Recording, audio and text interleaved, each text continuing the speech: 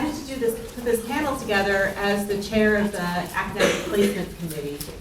The Academic Placement Committee is probably something you've never heard of. It's one of the faculty committees, but it's the committee that tries to help our graduates get jobs teaching law. And I noticed a couple things this year as I was advising candidates who were interested in legal academic jobs. And the first was that a lot of people didn't really know in law school what they needed to do to put themselves in the best position they could be in later on if they wanted to get a legal academic job. They were very, very focused, obviously, on the law firm or public interest job process, the clerkship process, and a lot of the things that you need to do if you want to be competitive as a law professor dovetail nicely with the things that make you competitive in those jobs. But there are some things you might do a little differently or in addition if you wanted to become a law professor. So I thought it would be good to get a lot of you early, as opposed to 5 years out of law school, so that you could work to get yourselves ready now so that you be competitive if it's something that you decide you want to do later. The other thing I noticed was that there are people out there who I know of who I think would make fabulous law professors who I've taught who are not putting themselves on the market. And that troubled me a little bit. I got an email the other day from Fred Schauer, who is on leave this semester. He chaired this committee last year. He said he saw the ad for this panel come out and he sent me an email and said, I'm so glad you're doing this. Please tell them they don't need a Supreme Court clerkship or to be #1 in their class to be a law professor. Some of them think that, and obviously those traits are very, very useful and they will make schools notice you and they will put you in a great position, but they are not required credentials for this job. And he, like me, every year sees people pull themselves out of the running because they think that they won't be competitive. So part of our goal here is to help you use whatever you've got to be as competitive as possible if you want this job. And also to tell you a little bit more about what we like and don't like about it so you can decide if it's something that you might want to do or not. So I have with me, I'll start from the end here, I have Professor Deena Hurwitz, Professor John Duffy, and Professor Risa Goluboff.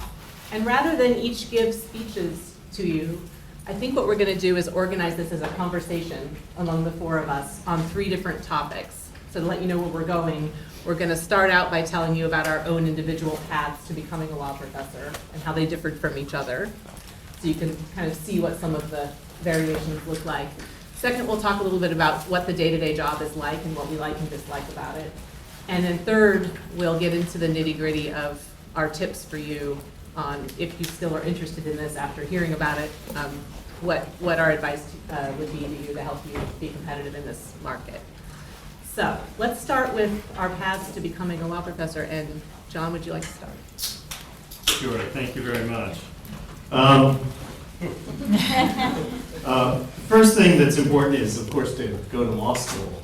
Although not every professor who goes to become a law professor goes to law school. There are some economists who go teach in law schools, but I assume you've already taken that choice to come to law school. But you need to, I think, do very well in it. And by do very well in it, I mean enjoy it in the sense of it in an intellectual sense. I mean, you have to do, the better you do, of course, the better. But in my class, for example, from law school, a small law school, about 190 students, so about half the size, I went to University of Chicago, about half the size of this class, I think about 5 people became law professors. So obviously they weren't all #1 in their class. But they all were among the group of people who I'd say really enjoyed ideas. In the sense that if you really wanted to debate somebody and wanted somebody who would be passionate on the other side, there was a group of people who you knew would be in that, and all these people were in that group. They really cared about ideas. They were really interested in the ideas at law school. And they also, I think all of them were interested in writing too. And I think that's the most important thing that you can learn in law school is how to write well, how to write for publication, which is something that I did mainly through the writing a note, a student note. But it can be done in other ways too. And I think those are the most important things I got out of law school. I enjoyed the ideas that were there and I learned to write really well. Then my path, I think, was somewhat standard. I went to clerk for an appellate court judge. I went to work at the Department of Justice afterwards, and then clerked on the Supreme Court for Justice Scalia. After I got done clerking for Justice Scalia, I actually was offered a one-year position that was not tenure track, but they said I could apply for tenure track. And this is a sort of standard thing that's available nowadays, a sort of 1 year sort of visiting assistant professor, it's usually called. And I actually turned that down. I went to practice for 3 years in sort of a large law firm. And I think that's very important. I think I learned a lot about being a lawyer. And I always thought, when I was at law school, when I began to think about becoming a law professor, I thought it was important, or at least something noble to do, to go and learn how to be a lawyer, to actually be a lawyer, if you're going to teach other people how to be a lawyer. And I think that's actually the most significant thing I would say in the path of being a law professor. I thought it was useful to experience being a lawyer. And I was surprised how much I enjoyed it. And I'll talk about that a little bit more. But that's my path to becoming a law professor. It's relatively standard in the sense of do well in law school, learn a couple of key skills, enjoy it a lot, and then go to clerkships and practice, some degree of practice. Risa. One of the things about advice is that everyone's going to give different advice, and it's often conflicting. So I have a totally different path, which did not include very much practice experience at all. So you can hear two very different ways of going about this. So I knew that I wanted to be an academic, at least in part, when I was in college. As an undergraduate, I was a history and sociology major, and I really loved the academic work. But I did a lot of public service work and social change work, and I couldn't imagine not continuing to do that. And so I actually applied to both graduate school in history and law school right out of college. But I thought that I was going to somehow be a history professor and a public interest lawyer all at once. That's not that easy to do, I learned. And so I went to law school for 2 years, and then I went to graduate school for 2 years, and then I finished law school. This is just the chronology, and then I'll explain. I finished law school. I clerked again for an appellate court, and then for Justice Breyer on the Supreme Court, and then I started teaching. So I did not have practice experience beyond the clerkships and my summer jobs. I had many summers because I had many years of schooling, so I had more than the average summer jobs, but that was my practice experience. And what I realized was that I was trying to figure out how to combine my interest in academics with my interest in the real world and in making change in the real world. And I thought that one way to do that would be to be a history professor and a lawyer, and it turned out that another way to do that is to be a law professor. That I didn't want to be completely in the ivory tower. I think that those of us who are lawyers in law practice think of law professors as completely in the ivory tower, but that's only because they don't know many history professors who are really in the ivory tower. And so for me, teaching in a law school enables me to both be engaged in a life of the mind in the way that John was describing his law school experience, and also feel relevant to the world, partially because I teach all of you, and many of you will go out and be lawyers in the world, partially because my work tends to have more implications for current law, even though it's largely historical, and partly because I do things like sign on to amicus briefs and advise people when they're working in areas that I'm knowledgeable about. So my path was a very different one. It's one that has become more common lately. One of the key things that I think we will talk about again and again and again is how important it is to write. And the visiting assistant professorships in the lingo is a VAP, visiting assistant professorship, is one way to get writing time.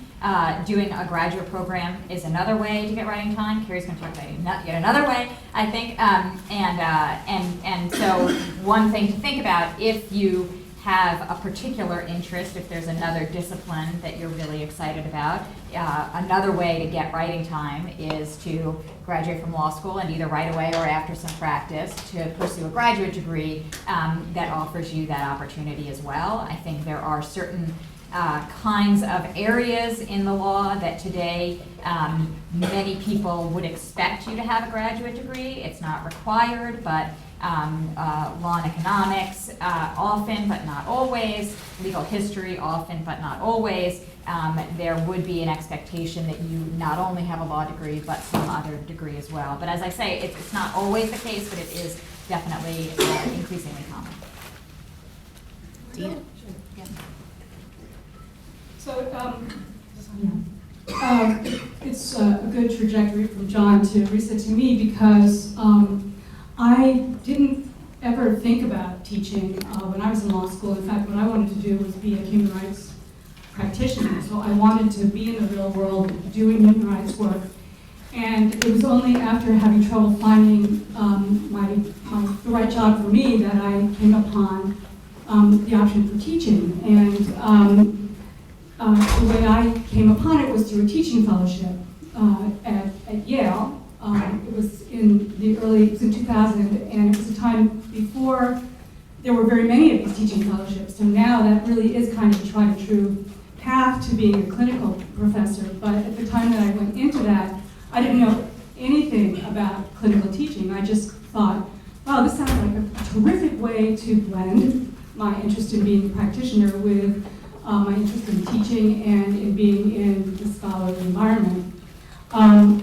But there's a great little story that happened to me at the time that I got interviewed for the teaching fellowship at Yale. I also had an interview for a job at the Human Rights Institute at Columbia. And what I had been doing before applying for these jobs was working overseas. I worked in the West Bank and I worked in Bosnia and Herzegovina.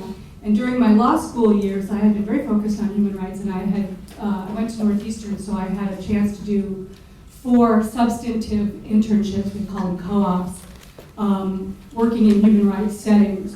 So before I was applying for these teaching fellowships, I had sort of gone from job to job to job, you could say, because the jobs were 6 months or maybe a year, that kind of thing.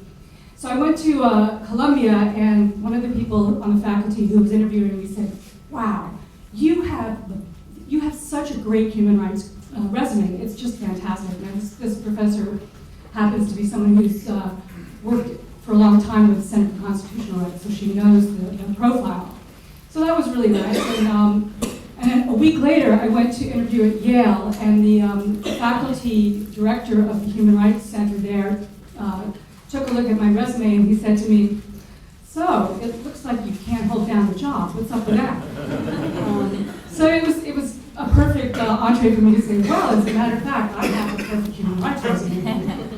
We went from there, and they offered me the job, and he was, when he offered me the job, he said, "One of the things that really sold me on you is that you have the Rolodex, you know who's out there in the field. You know, you'll be able to connect this program with human rights practitioners, organizations, and NGOs around the world. And that really is a big part of being a human rights clinician, just knowing the field. With respect to clinical teaching, I want to say one other thing, which frankly, I went into the teaching fellowship without any idea about this.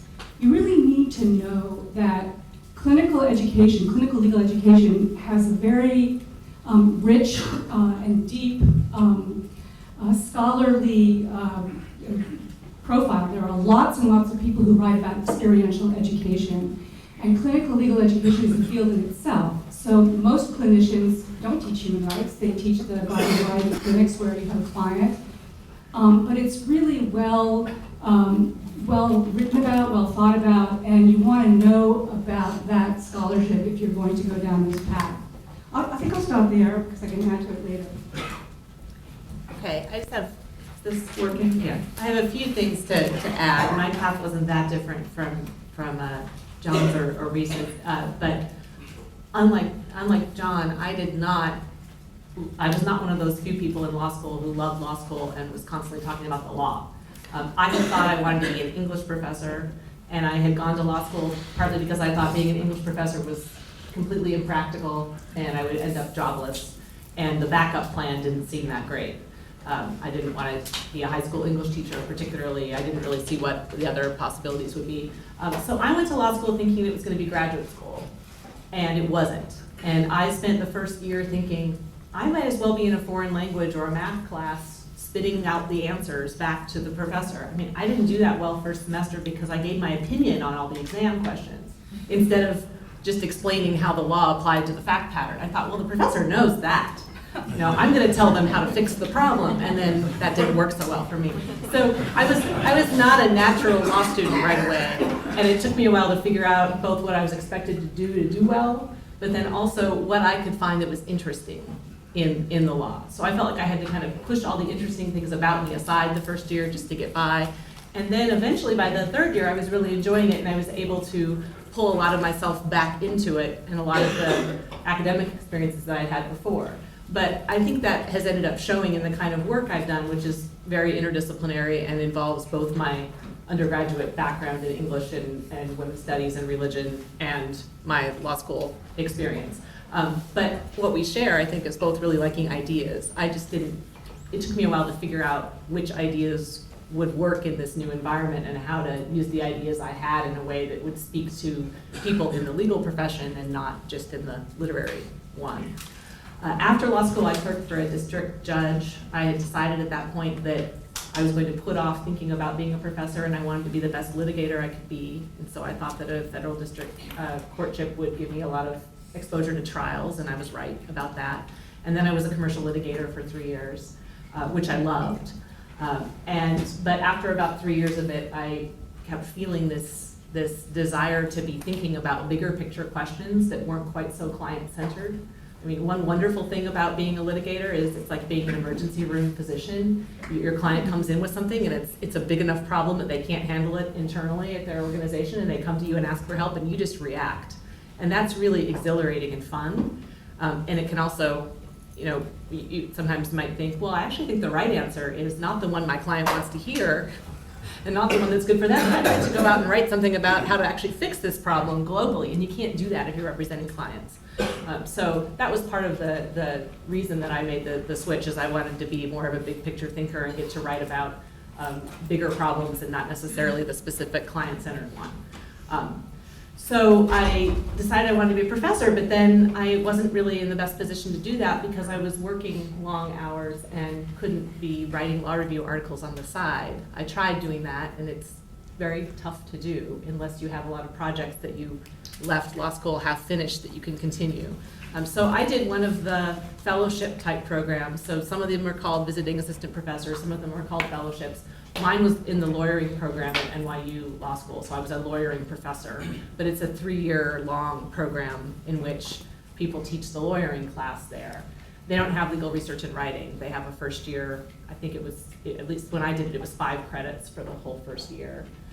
Class on lawyering, which includes everything that you'd learn in legal research and writing, but also mediation and negotiation and oral advocacy and client counseling and interviewing. So they want people who've been practicing for at least a few years, who have some of those skills, to come in and teach them to the first year students. So for me, the advantage of doing that was getting to find out that I really liked teaching. Like I just loved the job more than I'd ever loved any other job, and I liked my litigation job, but this was a better fit for me, for my personality and my interests. And it also gave me the time to start some projects, get some drafts of papers going, and do it in an environment where I was getting feedback from professors. So in the firm setting, it wasn't just that I didn't have time to write, it's that that's not the way that people are thinking when they're in a client-centered mode, and so it's hard to get good feedback. Plus, you don't really want to tell people that you're writing because you're trying to get a different job, right?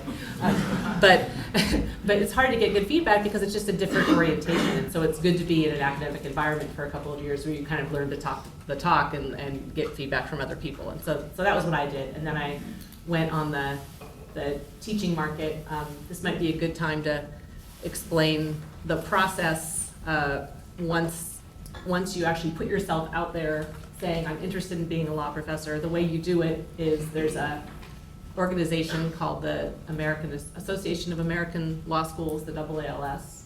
They run a huge conference every year where schools go. It's next week this year, and a lot of our professors will be up there interviewing candidates. People submit forms that are searchable, so schools can search by subject area. They can search by whether or not you've written and published papers. They can search by whether or not you were on a law review.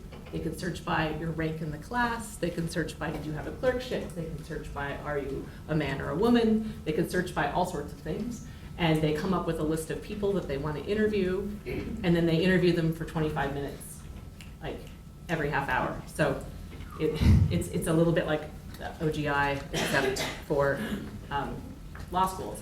If they like somebody enough to bring them back, then it's a whole day long interview, including a job talk in front of the faculty.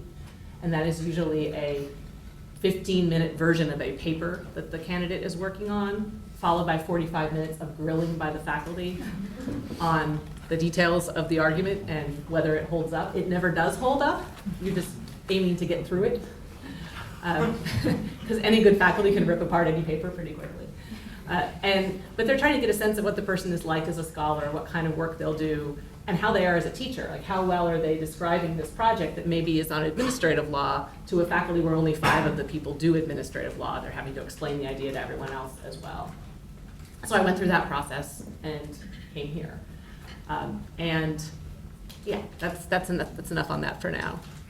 Let's turn to the question of what it's like day to day, and Risa can start. Okay, I'm going to start. I'm going to talk about what it's like to be on the academic side, because I think Deena will talk about what it's like to be on the clinical side. So the first thing I'll say is that for me, this is the best job in the whole world. I can't imagine a job that suits me better, but that is not true for everyone. And I'm going to talk about how that might not be true for everyone in a second. So I think there are 3 parts to this job, broadly speaking. There's the part where you interact with the faculty, there's the part where you interact with the students, and there's the part where you sit at a desk by yourself. So I'll start with the students. You obviously know we teach. We teach a fair amount, but we don't teach all the time. My family doesn't understand that when I teach 5 hours a week or 10 hours a week, that's actually a big commitment, because for every hour that you teach, especially as a new faculty member, you prepare for many, many, many hours, 7, 8, 10 hours per teaching session.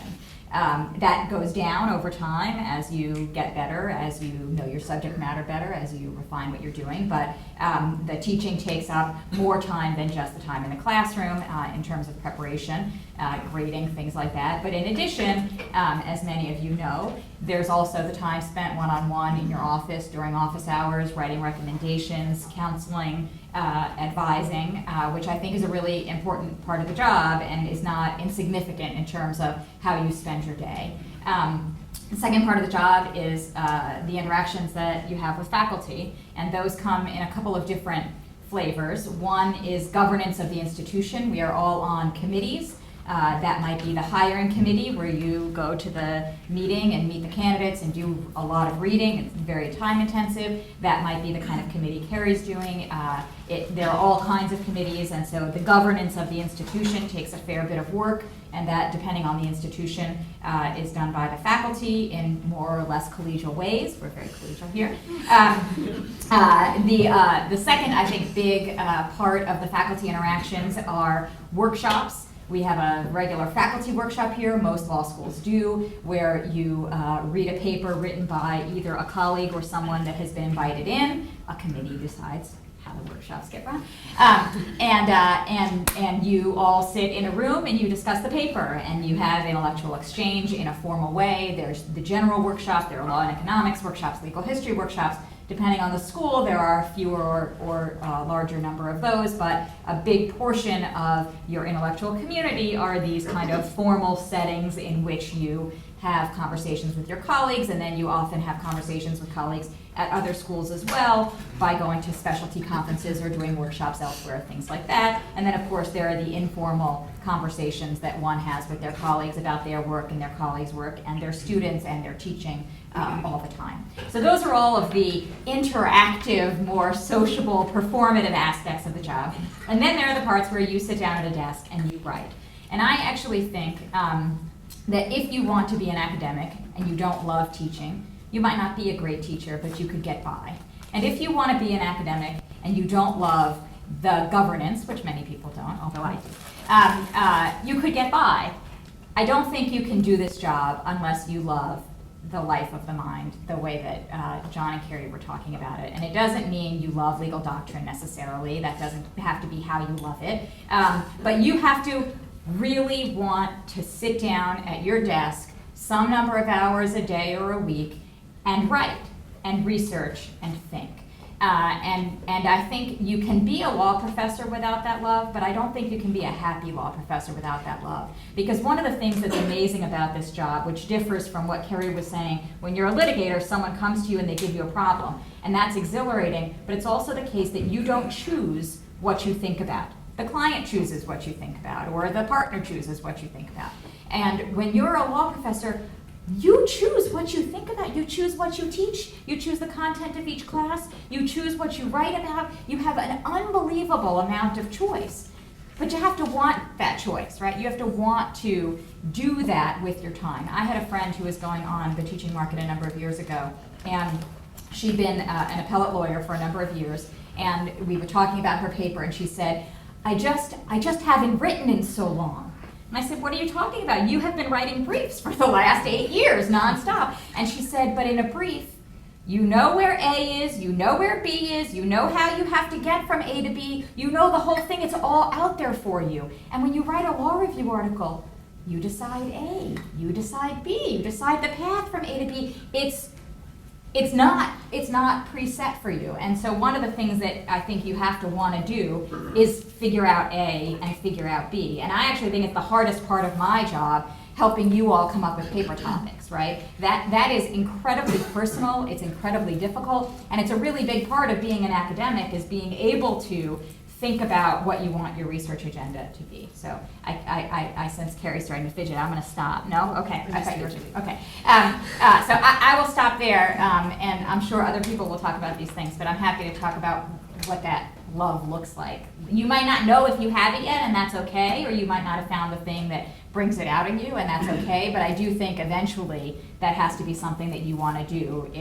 It's not a monastic life because of the faculty and student interactions at all, but it is something that you have to want to do, is sit down by yourself and think and read and write. Deena, do you want to give us a different perspective on what the job is like? Yeah.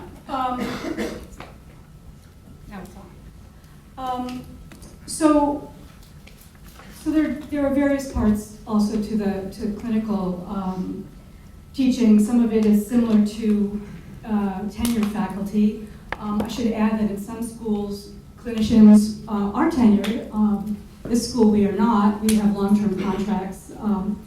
But first of all, one of the things that you'll do as a clinical teacher is the focus on engaged learning. What that means is it's your responsibility to find clients or projects that are not just important, but that you can teach. I mean, they have to be teaching opportunities. So you might find something that's really exciting to you, but it's either too complicated to work on, it's going to take too long, or it's just not, it's not, you can't break it down in a way that will give students the opportunity to really do practice the law, and that's a very important part. So finding good clients and good projects and good cases for your clinic is probably one of the most difficult parts of the job, I think. Then the teaching part. So most of us have to teach or want to teach a seminar as well as sort of supervising the projects or the cases. And by that, I don't just mean a doctrinal seminar. I'll say something about that in a minute. But in clinical teaching, you have to, first of all, you have to teach the students the substantive area of the law. So for my part, I'm teaching human rights in a general sense, or public international law. But if you're teaching child advocacy, you need to make sure that the students know what the law is in your state. You need to make sure that they know, how to make certain arguments. They need to know what the administrative setup is for your state, so forth and so on. So there'll be skills practice for clinics, like learning how to interview. If you're doing litigation, you have to be able to know how to do cross and trial advocacy skills. So that'll be part of your teaching also. Many clinicians, I think, don't really want to teach doctrinal classes. I personally really love teaching seminars, but that's something, that's sort of a personal question. We don't have to. In this school, were encouraged to and were given the opportunity to, which is, I think, really great. One of the things that I consider to be part of my teaching is the very personal interactions that I have with students. So that's, you can call that mentoring maybe, but I consider that to be a very big piece of teaching. And clinics, as you probably know, are very small groups, so I get to know the students very well, and it's a really special kind of relationship. Another thing that you have to do as a clinical teacher is to really know the field. I mean, it's not just you have to know skills or sort of how to superficially get students involved in the cases that you're doing, but you've got to know what's happening in your field, how things are changing, and as I said before, to know something about clinical teaching and engaged learning, but to also keep on top of everything else in the field.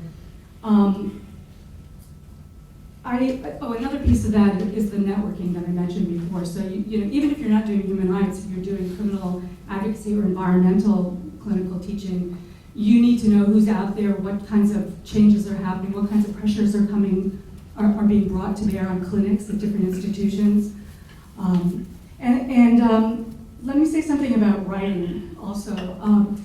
It used to be that clinicians didn't really have to worry about writing, or didn't have to think about it. People liked to write or they didn't. A lot of clinicians in sort of, I would say, generation that preceded mine, they basically created the scholarship around clinical legal education. So they would write about what we do.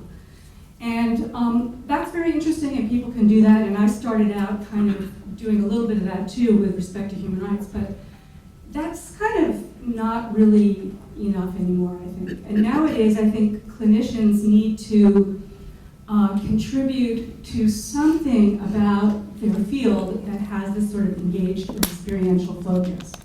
And I can say more about that if you like later, but one of the things I'll add to that is that I sort of feel it's kind of a personal mission here that I really want UVA law students to have as much opportunity to write and be mentored in your writing as possible. And that's part of why I am now teaching this scholarly process class with Mila for Speak, and others have taught the class before.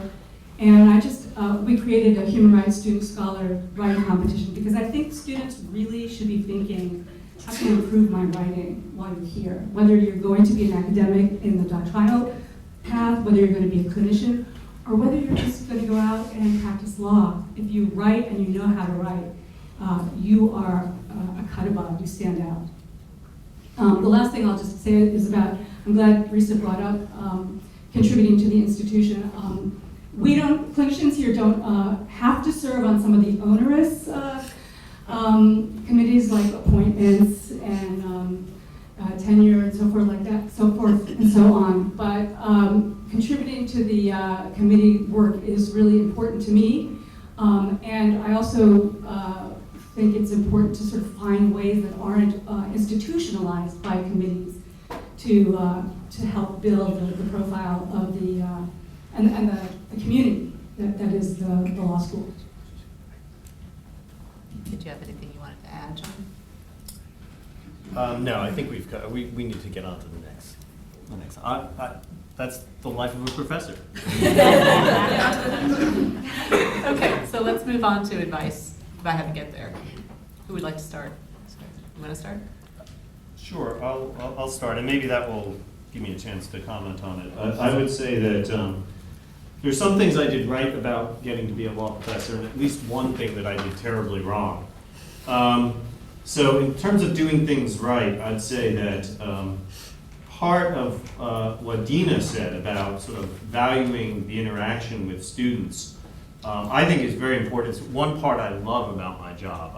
I don't know if that comes across in class because I'm kind of a shy guy, but I really like teaching. I'm from a family of teachers. Both my parents were teachers.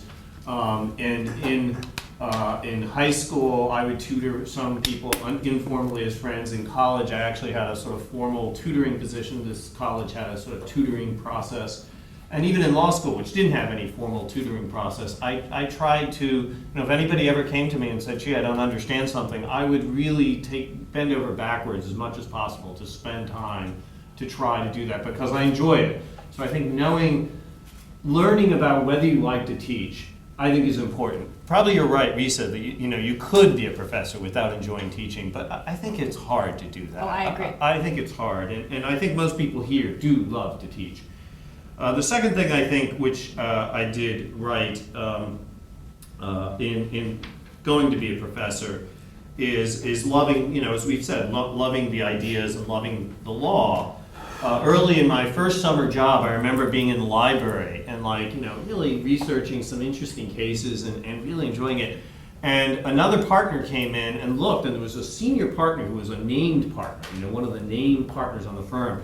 He goes, your name's on the door. You shouldn't be in the library anymore. And this guy chuckled and said, oh, I rarely do it anymore. And I thought, oh man, that's terrible. I'm enjoying this. I find it kind of neat. So, if you after law school say, gee, I'm really glad I won't have to go into a law school library anymore, then being a professor probably ain't for you. And the last thing, which was after law school, when I was going on the market, which is a very difficult process, and initially I did not do swimmingly well on the process. So one of the partners who I was working for was a brilliant guy and very smart, very academic in many ways, clerked on the Supreme Court years and years ago.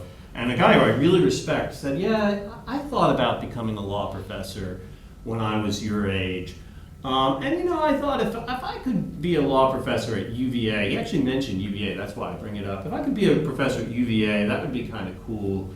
Someplace like that, someplace, really good school, I'd do it. But, I wouldn't do it, just anywhere. And I thought, well, I didn't say this, I smiled and was polite, but I thought, in some ways, that's why you're not a law professor. You didn't love it enough to start anywhere. And I thought, I'm willing to start anywhere, and I actually didn't start at UVA, but I enjoyed the job from day one. I loved it, and you do have to be willing. Yes, if you say, gee, if I were a professor at UVA, a chaired professor at UVA, yeah, life would be great. And I agree it is great, but you've got to be willing. I enjoyed it, and we all enjoyed it. But you got to be willing to start anywhere, to really love the job in its basic nature, without all the accolades. And if you love that, then you'll succeed. And then the one thing I didn't do right, which is I didn't get enough advice about how to go on the market, which I think we're trying to help you do. So talk to professors, talk to people who've been on the market, which includes all of us. Talk to people about how they went about getting their job, and get some concrete advice. And that's what we're here for. And we definitely want to help you become professors. As I said, there were about 4 or 5 people in my class, and they weren't all number one, and they didn't all clerk on the Supreme Court, who got jobs teaching. And they all loved their jobs, and they all did, doing very well at their jobs. I hope we can get more people to do that. And even the first school I taught at, Cardozo Law School, which I think is a very intellectual, interesting school, there were people there. It's a sort of, mid-level law school, I think. There are people there who went off to teach and who are doing very well teaching. It is not open to just the people who, are in the top 5 and clerk on the Supreme Court. It is not just that. You want to think about writing? And you want to think about writing things that are publishable. And this picks up on something Kerry said before. They don't have to be published while you're in law school. They can be things that you start and finish later. And in fact, the biggest piece of advice I would give you is to start a journal on your computer, where anytime you come across an idea in a class, in a clinic, in a summer job, anywhere, attending a workshop, going to a talk, you come across an idea that piques your interest, you write it down. And so that when you come to the day that you decide to apply for a fellowship, or you decide that you do have time while at your firm to do some writing, you go to your journal and you see what's there, and you start from there. Because if you're someone who's interested in this job, you're having these ideas all the time. And you may not recognize them for what they are, right? They just may be things that you want to talk to your professor about after class, or the note piques your interest. those are things that you want to note for later, even if not for now. For now, those are the things that you might want to write papers on. But for later, those are the things that you might want to actually pursue as paper topics. And many of them will not pan out. They've already been written about. It turns out not to be interesting to you, but some of them will. And so I think that the main thing that you want to give yourself in law school is opportunities to write, opportunities to find topics, opportunities to publish. Although I say that because I would say that the other big mistake I made was I published something, you can all go find it. I published something that I should not have published just because I felt an immense pressure to publish. And it's not particularly good, and it doesn't say anything, and it's not necessary. And my advisor tried to tell me all of that, but did I listen? No. So you want more than the opportunity to publish. I think you want the opportunity to write. And if you write something good and you can publish it, that's great. But what I think you want to do is set yourself up for the years after you graduate from law school so that you'll be able to write in anticipation of going on the market or applying for fellowships or things like that. I'd like to add, is this on now? I'd like to add something to the publication remarks, and that's that, so I didn't publish anything in law school, and that might have been fine, but I think it was a mistake. But it was a mistake, a different kind of mistake. I think it was I didn't want to have to deal with the criticism that I would have to deal with to actually get something published. So, submitting a publication as a note is a scary thing. It requires you to actually say, this is at this point the best I can do, and then to have your fellow students come back and say, sorry, not good enough. And I preferred to be in a position where I could say, well, I'm going to think about this later. And so, yes, I wouldn't publish something that is not, the people are telling you don't publish it. But you want to be in a position where you could. You've written something that's complete enough that you could. And if it is something publishable, do it. There's a great blog entry that I would recommend to you by Rebecca Tushnet, who teaches intellectual property at Georgetown, in which she reveals that she submitted 8 different drafts of notes for publication when she was at Yale Law School before she finally got her note accepted. It's a very brave blog entry. You could Google her. But her point is, a lot of people, she said most notes are published after they've been told to revise and resubmit, and a lot of people just don't ever resubmit. And they're losing this opportunity to learn from the process, to take the criticism, to go back and try again, and then actually get something published. And if you actually become a professor, that's what the job is. The job isn't writing things alone and then having them magically come out the other end finished. It's writing things, going next door to talk, to ask Risa why it's not working, and then she maybe tells me, and then I go back and work some more, and then I set up a bunch of workshops, and I workshop it with various faculties, and I get serious criticisms from them. And then I submit it to law reviews, and then, we'll submit it to 50, and 1, 2, 3, maybe we'll say yes, and then you get rejection from the other ones. Like, that's just how it is. And it's good in law school to start experiencing that and to get a thick skin, because these are your ideas. It's not like you could say, well, that's the best job I did on this brief, but my client had a bad issue and they were in a bad situation. No, you picked this topic. And if no one likes it, that means you've maybe done a poor job of explaining why it's important. So even going through the process of working on the note, figuring out what's not working, revising it, resubmitting it, all that is just practice for what's going to come later. And even if it doesn't end up being the best piece that you've got, I think it's still worth it to have gone through the process.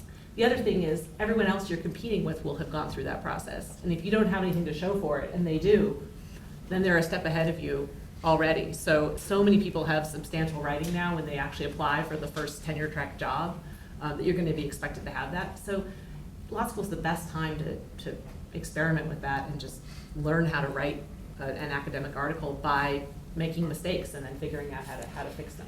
No one does a perfect job straight out the first time they try this. Okay. If you're a person who really wants to practice, and of course the clinical work, well, for the most part, we're talking public interest, but you really enjoy the intellectual engagement, you really like to work with young people, active minds, people who aren't always in a rush to finish a job. And you love the resources of the library, whether you like to sit in the library or not. Clinical teaching is something you should really think hard about. Because one of the great things about being a clinician is that you have the leisure of thinking critically about what you're doing, whereas if you're working in a legal services office or if you're working in a non-governmental organization, you're really under the gun all the time. And those people look to clinical students to help them work through things they don't have the time to work through. One of the things that you really will have to do is you will have to go out and do some work for a couple of years. You've got to be a very, very special student to go from law school into a clinical teaching and that job, and that would probably mean you've spent a lot of time in law school doing clinics and working before you came to law school perhaps, but you really need to practice, do some kind of public interest work, and it doesn't have to be in the area that you teach.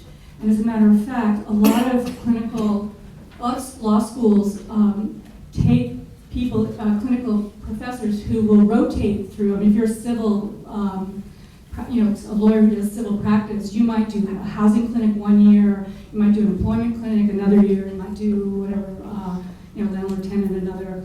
And that was something that I had to contend with because when I went on the market, and I did go to what they call the meat market. I can't tell if it's M-E-E-T or M-E-E-T. I think it's an A. I think it's an A, and you're the meat.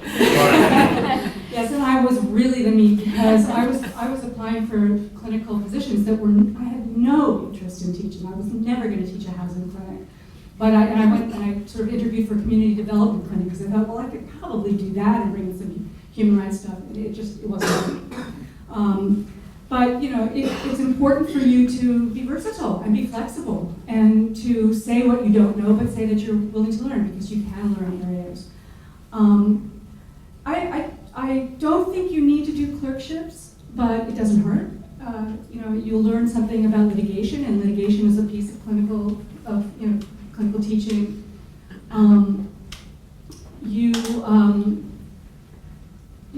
About writing, I completely. In fact, I practice what Risa mentioned about sort of keeping a journal or just a list of things that really excite you, but you just don't have time to get into them or go further than an idea. But just remember that, as a clinician anyway, like somebody said before, actually it was you also, Risa, that you are writing briefs or you're writing reports or you're writing any other kind of legal document. It doesn't have to be a law review. It doesn't have to be a publication, an article with, sort of a new idea. Just as long as you know how to write, and you can also edit. I think editing is a really important and taught skill, because as a teacher, whether you're doing clinical or doctrinal, you're going to be editing and working with your students. So the other word of advice I would say to you is take clinics in law school. It doesn't have to be a clinic that you think is your main interest. In fact, I took a domestic violence clinic, and when I was in law school, I never really, there wasn't an opportunity to do human rights, but just to know what the practice is like and what a clinic looks like. And do a lot of pro bono.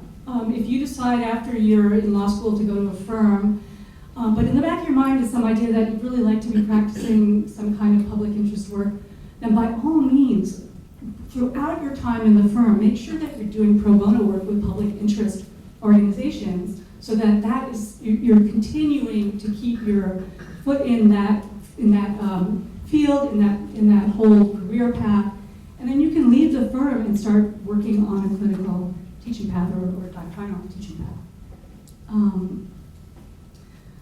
I guess one other thing I would just say about clinical teaching, which is different from the others, you want to be thinking a little bit about the trade-offs, perhaps in status. I mean, there are many law schools where clinical teachers are also tenure track, as I mentioned, in which case you're going to have to be thinking hard about scholarship.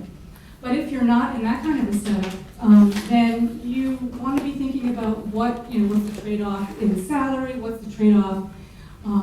You also have a lot more autonomy, I think. You don't have the same expectations on participating in the institution. So if you're thinking clinical or doctrinal, those are some things to think about. I wanted to add one more thing, and that's, since I talked before about what I didn't do right, I thought I should give myself credit for something I did do right. And that's that you need to develop mentoring relationships with faculty, and then you need to nurture those relationships after graduation. So I've been here for 8 years, and I've taught about 1,000 students now, and I used to know their names, but they're gone, and I don't see them every day, and it might take a little bit for me to remember, even people I knew pretty well when they were students here. And the ones I didn't know well, I will have no recollection of at all, probably later on. So you need the mentoring relationship partly because it will help you to write better notes, articles, it will give you good advice. But you also need it because later on, this is a kind of market where a lot of credence gets put on the word of the faculty member who's recommending someone. You need people who are going to be reading your work, critiquing it, and then recommending you to faculties. And if you don't know someone well enough to be able to ask them, say 5 years out, can you read this article that I'm working on and give me feedback, then you're not going to be in a position to have that person advocate for you. So I developed close relationships with a couple of my professors in law school, one of whom I was a research assistant for, and then I wrote a paper for in one class, the one I should have turned into a note, but didn't. And the other who I took a couple of classes with and then wrote a paper for. And then I had some other professors who I didn't know as well, but I had gotten to know a bit. And then a year before I went on the market, I flew back out. I mean, it was all the way across the country. I flew back out to my law school specifically to set up appointments with those people, to let them know I was planning on doing this, to get their advice a year in advance, to remind them who I was, and to get them excited about me as a possible candidate. So that we had time to rekindle those relationships, because it's not just answering a phone call when a law school calls and saying, yeah, that person was a good student. You need to have someone who can say, that person was a great student, but they're also going to be a great professor. Here's why they're going to be a great teacher. Here's why I like their article. Here are the problems with their article, but they know their problems and they're working on them. Like, it needs to be that level of involvement. And you can't just sort of create that later on. You've got to start that during law school and then treat it like a garden. Keep watering it over the years. Are there questions that you have for us? We have the room until 12:45, so we wanted to leave time to answer specific questions. Yeah. I have a question about the VAPs and the fellowships. How much of the benefit of those is the time to write and the time to develop relationships versus how much is like a signaling value from going to do like clinical at Harvard or something like that? Others may disagree. I think it's mostly the first thing that you said, that you're expected now to have some substantial projects underway and probably some things that are published, and it's hard to do that, get a lot of that done in law school and go right out on the market.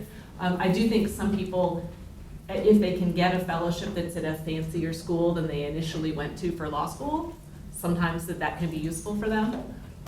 So that might be one reason to do it, but I think most of you coming out of UVA aren't going to be in that position, but I have seen people try to do that, or they go get an LLM somewhere else or an SGB somewhere else, so that they have the higher ranked law school on their resume. I think the reason that those positions are desirable is that law schools will hire people as VAPs or fellows with no publication record. So it's an easier stepping stone to go right from practice to them. That's why they do it. And to some extent, it is a weeding out process, because you might think, well, everybody who goes into that process is interested in teaching, but not everybody comes out of that process still interested in teaching. A lot of them, try to write something, and they decide they don't want to, and they go back to practice. So it is a weeding out process, and that's why schools like it, because they can, after the year, they can see what the person did, and that's a written record. And going into the process, the people like it, the people going into the market like it, because they can go into those jobs and get them usually with no requirement whatsoever of having published anything. I just want to add to that, I think that's changing. Like, the folks that I've been recommending for VAP positions, almost all have publications, and the ones who don't aren't getting the VAPs. We wouldn't get So- hired today for any of this, so I did not have a publication when I got my VAP like 11 years ago or whatever that was, but I had some that I had drafts of things, and they pushed me really hard on why are none of these things published, and I think I may have been the only person hired in who didn't have a publication into that class of 8 people or whatever it was. So I think that initially that was the purpose of the VAPs, and now it's almost turned into another requirement on top of. but you'll have more when you come out. Yeah. Yes, And yes. and let me add to that, in the clinical field, there are schools now that have clinical teaching fellowships that also end up in an LLM. So there's like a 2-year position, and you have a chance to teach in clinic and also write, and then you're done, and you have an LLM as well as this fellowship experience. Yeah. Aside from the obvious getting the best grades that you can, or 1 a year, do you have any advice specific to folks that are just starting out, got here? I mean, where we lack a lot of like the basic skills, right, needed to be producing scholarly work, that would be publishable, or things that we could be thinking about, or priorities we should have for this year?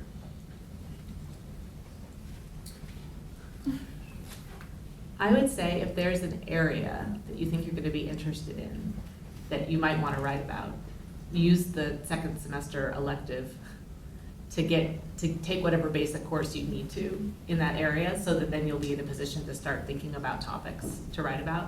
Then in the second year, I would try to find a seminar that fulfills the writing requirements, so that you can work on a paper, and then leave yourself room for doing a second one or an independent research project with a professor later on. I mean, so Yale Law School has done the best job overall in producing candidates who are successful on the law teaching market, and that may be partly selection. The people who want to do it go there. But I think it's also that there's a writing requirement, I think, in the first year, right? Or I think people leave there with 2 or 3 papers, and we don't have that, right? So think about who your competition is. You're going to be competing against people who have produced 2 or 3 research papers in law school as a requirement, and treat that as a requirement for you. So I wouldn't put off the doing your first paper until the last semester of law school, for example. To add to that, I do think that one of the disadvantages that you labor under here is that your research papers are due at the same time you're taking exams. And at Yale, research papers are never due. So that paper that I wrote that was unpublishable, I spent years on. And so what you have to think about is, once you've finished that semester and finished that research paper is very likely not publishable at that moment. It takes a lot more work after that moment to figure out how to make that paper publishable. So I agree with everything Kerry said, but I think you don't want to think of it in your head as do a research paper, move on, do the next research paper. And after you finish the research paper, you want to go back to the professor and say, do you think this is publishable? Could it be publishable? What is it that has to be done to make it publishable? The second thing I would say in terms of being a 1L, my journal suggestion, that goes for you. I think you should start a journal now, anything that you find interesting. And in fact, being a 1L is an added advantage sometimes, because the way Kerry was talking about her experience of being a 1L, you have not been totally disciplined by this discipline yet. And so you are looking at things differently, and those might be very productive ways of looking at things, and you should write them down. And then the last, I had 2 more things to say. One more thing I will say, and then I'll figure out what the last one was. One more thing I'll say, and this is for you 2 and 3Ls as well as the 1Ls.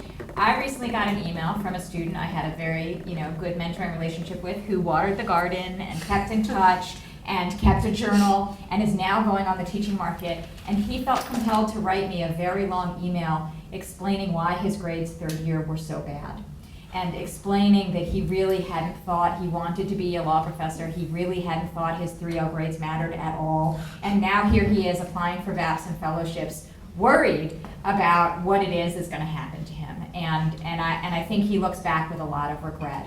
So I know that there's a tendency once you have your job, once you have your clerkship, to slack off. But if this is something you are at all thinking about later down the road, it is not, I don't disagree with John, you do not have to be first in your class, you don't have to be 10th in your class, but you don't want your grades third year to go to crap, right? Like, that's not a good thing. And there was one other thing that I was gonna say just for one else, but now I forgot what it was, so I'll think about it. I'll just say that I actually am glad you re-emphasized that point about a journal or lists of paper topics, because I think that's very important. If you're 1Ls, you should think, what am I gonna write my student note on? And you might think, well, I don't even know if I'm gonna be on a journal yet. Well, if you're gonna be a law professor, you're gonna write. So start thinking about writing this year. Keep a list of topics. It's an incredibly good idea. And the second thing I wanted to emphasize is Kerry talked about sort of a point about, generally could be described as a point about, getting bad news, getting criticism, how, she didn't want to do that. And I think it's a much more general point about having to deal with failure, having to deal with bad news and rejection and all that sort of thing. You're going to get that if you go into this profession, or you're going to get it in life, period. And you need to know how to deal with that, even if that rejection or bad news is your first semester grades. So you have to think about that. There was a friend of mine who got, his first grade he got back in law school was like a C. And he was really devastated. He called up his brother who had gone to another division of this school and talked about how bad he felt. And the brother, did a conversation with him, tried to make him feel better. And then he called him back like 15 minutes later and said, I have a friend who goes to your law school, who went to your law school, and said it's basically impossible to get a C unless you really try. So part of this is a moral about how brothers can help you feel better, siblings can help you feel better. But the other point about that story is that this person did make law review, didn't do well first year, did really well later on. Began to get, sort of, it clicked, and it began to work for this person. And I knew this person, for other reasons, I was clerking with him on the Supreme Court. So, just because you get bad initial news, don't give up, period. And that's true in life in general. You've got to learn, especially in the legal profession, how to get bad news and how to respond to it in a positive way. So that is something I would definitely remember about first year. Can I add one really quick thing? The difference between... Oh, and that guy's a professor now. The Yes. difference between, so just to underscore that, the difference between bad first year grades and great third year grades and great first year grades and bad first year grades is the universe. There is no problem, I have no problem recommending students who didn't do well their first year and got it later, and they do really well, and they get clerkships and they get fellowships, and so you should absolutely not put too much stock on your first year grades, because this trajectory and this trajectory could not be more different. But still do your reading for next class. I have a write-in question. Can you talk about the job in December and June? I take it this means, what is it, writing? Grading? Yeah. Oh, okay. I'm surprised you guys didn't talk about that, because it seems like that would be a big part of the end of the semester. I have a good anecdote from a former professor at this law school. His name is Antonin Scalia. And he told me, here's the way you think about grading. Here's the way you think about your job. I would do, he said, the whole job of teaching for free the rest of the year, except for grading. So you take your entire salary, you divide by the number of exams you have to grade, and then every time you get done an exam, you can throw it into the pile and say, $200, or whatever the figure is. And that's how he approached teaching, and I thought that was very good advice. That's the one piece of advice he gave me when I said, I'm thinking about teaching. He said, that's what you should do. So take it from an old University of Virginia professor, and I think there's just no other way around it. That's still the way I approach grading. So there's another former faculty member who's not quite so famous, who came from practice to law teaching here, and he got to grading, and I made some disparaging remark about grading, and he said, I love everything about this job. I love the grading. I love everything. And so it goes, there's a spectrum, but he's on very far on one end of the spectrum. Did he give multiple choice exams? I don't think so. But I will say, so when you're in a university setting and you are having conversations with friends who may teach in arts and sciences, being a law professor is a really cushy job. We have way more resources. Our salaries are much higher because we're competing with people who could otherwise be working in law firms or as in-house counsel somewhere. And in general, our jobs are a lot easier. Grading is the one place where that's not true. In arts and sciences, they have research teaching assistants who do most of their grading, and we do not. We do our grading ourselves, and it is onerous. I have another friend who eats a chocolate chip every time she finishes reading a question. That's how she gets through it. But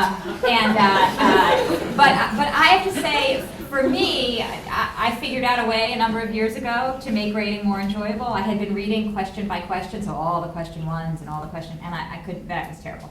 But I started reading them exam by exam, and I find that each exam is like a little love affair. You start the exam, and it's not going so well, and then it gets better, and you think, yes, you got it, you're good, and then it falls apart at the end. Or you start, and it's doing really well, and you say, keep it up, and I'm always rooting for you. I'm rooting for you. I want you to do well. And so if I'm reading the exam as a whole person, then I can root for you, and I can lament when you make poor choices, and I can celebrate when you make good ones. For me, the emotional involvement in each exam makes it much easier to do.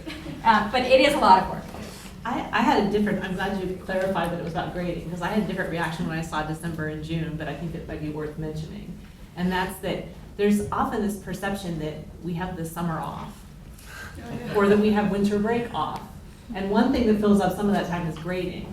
But the other thing is that we're constantly working on books and articles, and those are the times when we get uninterrupted time to actually get a draft done. So I usually, set up a workshop for myself with this faculty in late July, and I don't even know what I'm gonna workshop. But I better have something ready by late July that's new, that they haven't heard of before, and that gives me 2 months to write the draft. But, a law review article probably takes me a year or two, but most of the initial writing is done in that 2-month period. That said, I can do that wherever I want to. I usually spend August in Washington State. I'm working, but I'm not here. So in some ways, it's the most flexible job possible, because if you don't have a scheduled class or a meeting with a student or a faculty meeting, you can be wherever you want to be and be doing it in whatever way you want to do it. In another way, it's kind of like being, what it's like, because you're students right now, you never turn it off. If I get an email from a student at 11:30 at night, unless it's an emergency, I'll probably ignore it. But if it is an emergency, the job isn't, I'm not off. If I want to watch a movie, there's always a thought, well, I could be working on my article. So it's a really flexible job, and at the same time, it can be an all-encompassing kind of job. It's also flexible in another nice way, which is that you can decide how many writing projects you're taking on at any given time. So I've found it a great job for being a parent, because in years when I'm really, really busy, like have a new baby, it's easy to kind of slow it down a little bit and do the minimum. And then in the years when I don't have a baby, and I have an older kid, I'm able to speed it up again. But if something goes difficult, if there's something difficult going on in my personal life, I can slow it down. And so you have a lot more autonomy and self-control. But then you also, the people that are in this job are perfectionists enough that we tend to push ourselves pretty hard. So you have to be willing to take advantage of that autonomy and self-control. So on the one hand, very flexible. On the other hand, you really have to be willing, echoing what John said before, not just to take any job, but any job in any place. So you don't have a whole lot of control about where your first teaching job is. If you have multiple offers, you can pick the one that you like. You might end up in a wonderful place like Charlottesville, but you might not, and then you might need to move to go to a place that you like better over time. So really, really flexible on the one hand, and then kind of rigid on the other. It's not like you can pick a city and say, I want to teach in that city. That's kind of unlikely to happen. Can I just add one thing? I don't know how many of you here are interested in my loud voice in clinical teaching, but it's worth knowing that clinicians don't necessarily have the kind of flexibility that doctrinal people have. Because if you have cases, you don't take the summer off. You keep your cases going, and that's why you have summer research assistants and sometimes multiple students in the summer. And the other thing I just wanted to say about grading, clinical teaching, it's really painful grading. I mean, we have a curve, so that's an added kind of suffering here, but even people who don't have to grade to the curve, you always have to figure out, don't I want to give everybody an A because everybody works really hard? We know our students are putting everything into it. But so, you know, it seems like a subjective kind of grading when you're in a clinical setting.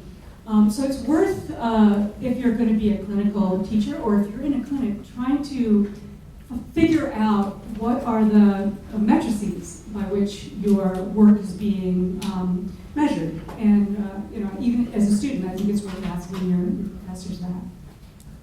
I remember the thing I was going to tell the one else, which was think about being a research assistant for the summer, full-time for somebody. And think about who that person is and what your interests might be and whose interests dovetail with yours and who you could imagine being a good mentor for you. And that's one way to really start the process of having a relationship that can really help you. Thank you for coming. If you have other specific questions, just approach one of us and we can talk about it.